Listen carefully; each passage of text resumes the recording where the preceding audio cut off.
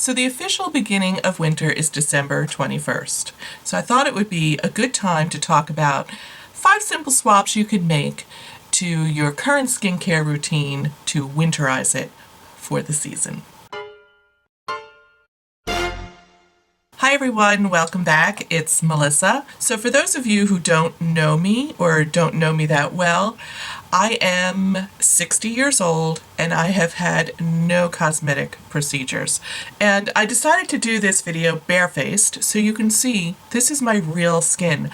This video was inspired by an article that appeared in Real Simple, and I clicked on it, I read it, and I was like, yes, I know that this time of year, I'm like, how did I age 5 years, 10 years overnight? And it is purely because there's less humidity. You're just in drier heat, and that just sucks the moisture out of your skin. So your goal here is, what can I do that is going to keep my skin at the right level of moisture? And that's going to be different for each person depending on whether you are oily or dry or extra dry. So as you listen to these swaps or tips, you can think, oh yeah, I use this, but I should go to that, or I should try going to that. Let's dive into the 5 simple swaps you can make to winterize your skincare routine. The first swap is to change the cleanser that you're using. So if you're using like a foaming cleanser, which by the way is very drying, you might want to think about switching to a lotion cleanser. If you're using a lotion cleanser, you might want to switch to a cleansing balm or a cleansing oil, or a combination of those things. You know, what am I using to cleanse my face, and what should I swap out to not dry it out more than it needs to be? So I personally use a lotion cleanser all year round. That is what I typically use. And so if you're using a foaming cleanser, you might want to consider switching to a lotion. I have a couple that I really like. An old favorite is the CeraVe Hydrating Facial Cleanser. So you need to be careful when you go to the drugstore. They also sell another version that's the foaming version. They look very similar. So this is like one that I come back to all the time. I love this one. Currently, I'm finishing up this one from La Roche-Posay. It's the Hydrating Gentle Cleanser for normal to dry skin. And I like this one quite a bit as well. One that I have also used that I highly recommend is the Neutrogena Hydro Boost Gentle Cleansing Lotion. I wanted to make sure I got that right. I don't currently have a bottle of that in play, but I used it. I love it. It is very gentle, and if you have very sensitive skin, this would be an awesome one for you. If you wear a lot of waterproof mascara or waterproof makeup, it may not remove all of that. You might need a makeup remover first and then go to that cleanser. So if you're currently using a lotion like I am, you might want to consider moving over to a cleansing balm. I recently picked up this one from the Inky List. It's the Oat Cleansing Balm. I haven't really broken into it yet, but I plan on it. So this is one that I'm going to be trying this winter. One that I've had really good success with. You can get it at Target. It's the Pixie by Petra and Caroline Hyron's Double Cleanser. This is such a great product because you get like a creamy lotion on one half and you get a balm on the other. So you can do a nice double cleanse with that. Or you can use like the lotion cleanser in the morning and the cleansing balm at night, which is usually what I did. I'm not a big double cleanser. Some people love it. It's not really my bag, but it's a really great option from the drugstore. I also have tried a couple of samples from Sephora for the Pharmacy Green Clean Makeup Removing Cleansing Balm, which, let me tell you, I think could really be life-changing. It's beautiful. I mean, you put it in your hand and it almost immediately starts to kind of melt down. So it's not like clumpy when you put it on your skin. It's really beautiful. And one that gets highly recommended all the time on a lot of lists, but I haven't tried, is the Clinique Take the Day Off Cleansing Balm. So that's one that you could try, or if you've used it, you might want to comment down below and share your experiences with that. In the category of a cleansing oil, I don't have a lot of experience with that. I am in the process of using up this one from Paula's Choice, which is nice.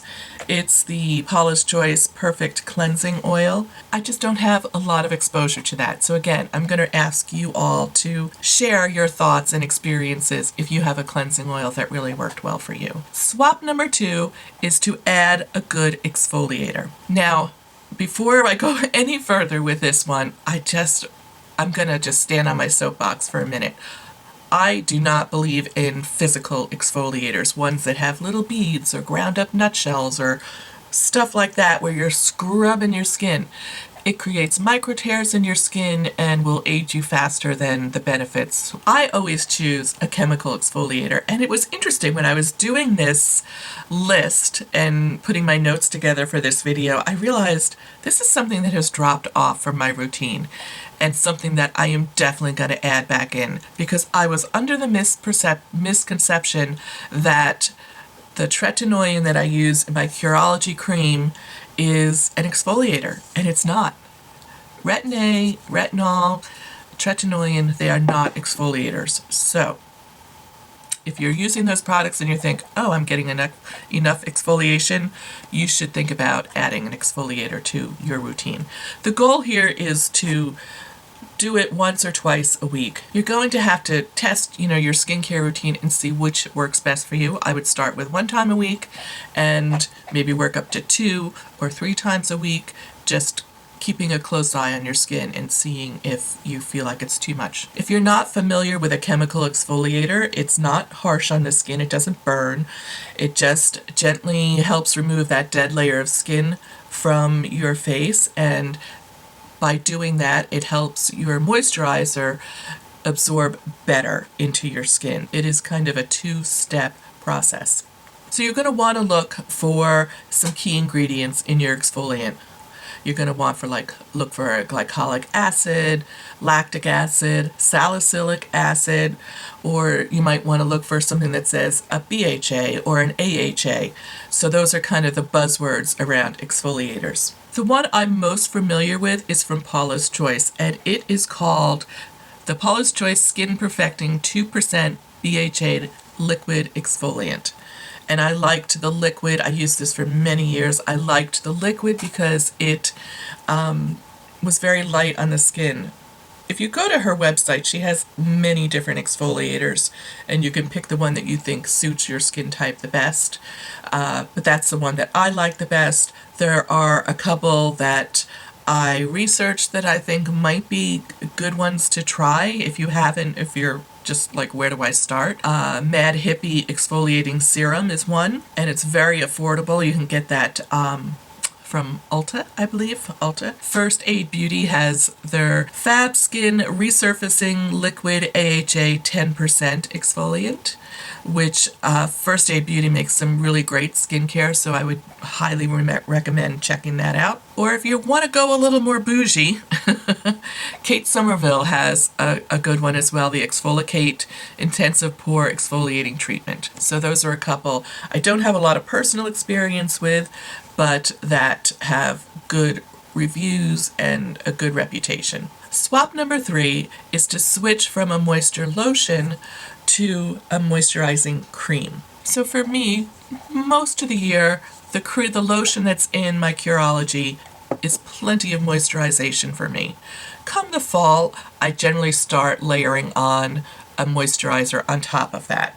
And the one that my go-to, the one that I use the most, is this one from Neutrogena, the Hydra Boost Gel Cream for extra dry skin that has hyaluronic acid in it. It's unscented, so there are 2 versions of this cream. I like to point that out when I'm talking about it because you could easily get the other one, and that one is scented. So I usually start adding this one in, October, November. So I've been using this on and off, just depending on the day, how I feel. If I feel dry, I add it. If I don't, I just skip it. So, and this is what the moisturizer that I'm using on my face right now. It's awesome. Another one that I liked, which I'm currently out of, but the Kiehl's Ultra Face Cream, which is a little bit heavier than this one. And I liked that one as well quite a bit. That was a little bit heavier moisturization, really a nice moisture cream. Alternatively, you can jump into swap number 4, which is layering your skincare. And you can add things to your moisturizer to kind of customize it so that it works best for your skin. So general rules for layering skincare, you want to go from lightest to heaviest. Some key ingredients that you might want to look for in moisturizers or add-ins that you want to layer into your skincare is ceramides, hyaluronic acid, niacinamide, bakuchiol, which I'm just learning about. It's a retinol alternative. I'm going to include a link down below all about bakuchiol. I think I'm saying it right. I've listened to it a couple times on YouTube. Don't come at me if I'm saying it wrong. It's something I've never heard of before and could be an interesting alternative to someone who maybe doesn't want to do retinol or retin-A. I think it's a little bit easier on the skin. It's like a natural botanical. I like to use these little things to kind of customize my moisturizer or my skincare routine depending on how I'm feeling that particular day. And so I have little jars of things that I can add to my skincare routine that will customize it for that day. It's not for everyone, and sometimes I get bored with doing that and I'm like, yeah, I'm not going to be bothered. But some of the things I have are hyaluronic acid. There's this nice one from L'Oreal that you can get at the drugstore. You can add a nice facial oil to really beef up your moisturizer. I'm currently finishing up this one from Paula's Choice, but there's tons of great ones out there. Another one I have that I just picked up that I'm starting to experiment is from The Ordinary. It's the 100% organic cold pressed rose hip oil. And you can add them to your routine a couple different ways. You can apply them directly on the skin under your moisturizer, or you can put some moisturizer in the palm of your hand, put a few drops in, mix it up, and then apply that to your face. I've done it both ways. And sometimes I like one more than the other. It just depends on my mood. I think you waste less product by putting them directly on your face and then applying the moisturizer on top. But sometimes I like the feel of having it all mixed together and rubbing it in. The downside to that is sometimes you can put too much in the palm of your hand and then you have a bunch left over and you're like, where do I go with this stuff? And, then I'm usually like rubbing it into my hands or my arms. Or swap number 5 is to incorporate an overnight mask into your routine, which I was really excited to see this option because this is something I've played around with on and off, and I have a couple that I really like, and I like them for different reasons. Before I get into my recommendations, I remember reading an article about Martha Stewart. Now, she's 79 years old, and I think she looks pretty terrific. I don't know if she's had any work done. I'm not here to debate that, but I think she looks pretty terrific. And I read this article about her where she gets up early and applies a face mask and then crawls back into bed and for like another half hour or an hour and just like lays there and sleeps, I guess, because if you have it on your face, you don't want to get it all over your pillow. But I thought, wow, that's a really interesting idea. If you have the time or you can work that into your routine to put a face mask on the morning before you jump in the shower, I thought that was kind of interesting. One that she really likes is the Mario Badescu Super Collagen Mask. I'm tempted to order that because I don't have anything with collagen in it. Maybe that would be a nice addition. All right, back to my recommendations. I have 2 here that I really like, and they are both from Glow Recipe. One's a little bit lighter and one's a little bit heavier in texture. So there's the Watermelon Glow Sleeping Mask, which looks like this.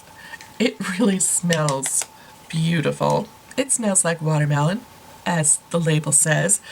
What I like about this is it's a really lightweight texture that somewhat absorbs into the skin, and the smell is not overpowering, so you're not like, I have fruit all over my face. It's not like that at all. It's very subtle. It's really very pretty, a pretty little smell. And I feel like it absorbs into the skin, like it's practically absorbed into my skin already, and it does its job overnight. That's one I really like. Actually, I really like this year-round. The other one is also from Glow Recipe, and it's the Avocado Melt Sleeping Mask. And it is a slightly creamier, heavier texture. It has a fresh smell to it. It doesn't really smell like anything in particular, but it is more of a cream, and it does feel a little bit heavier on the skin. If you're someone who is particular about the textures on your face, this might be one that you want to proceed carefully with, or get up early in the morning and put it on your face like Martha does. I have used this in the morning. I'll like get up, I'll put it on, I'll go downstairs and have my coffee, and then when I come up to get dressed for the day, I'm taking that off because I don't particularly care to sleep in it, but that's just me because I'm not a back sleeper, I'm a face sleeper and a side sleeper, and I don't like the way it feels on my skin while I'm sleeping. But I do really like this product. So those are the 5 swaps. But me being me, I have a few little extras that I want to add on to the end, and the very first extra is don't forget sunscreen in the wintertime. Like, some people think you don't need it in the winter, or if you're indoors you don't need it. You need it every day of the year, 365 days of the year.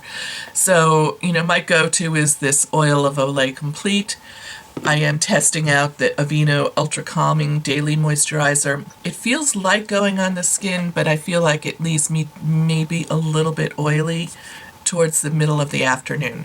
So the jury's still out on this, but it is something that I am testing. So whatever your favorite sunscreen is, my last tip or my last addition is a good eye cream, especially if you are in my age bracket. Maybe I should say especially if you are over the age of 40. You want to seriously consider adding an eye cream to your routine. I have really fallen in love with this one from Kiehl's, the Creamy Eye Treatment. It is super creamy, super thick, but it absorbs into the skin. It's awesome. I really love this one. And another one that I like if you want to go a little bougie is the Shiseido Benefiance Wrinkle Smoothing Eye Cream. A really lovely, beautiful eye cream. Let me know what swaps you make for the winter time, and if you have any particular product recommendations, I will definitely be diving into the comments below.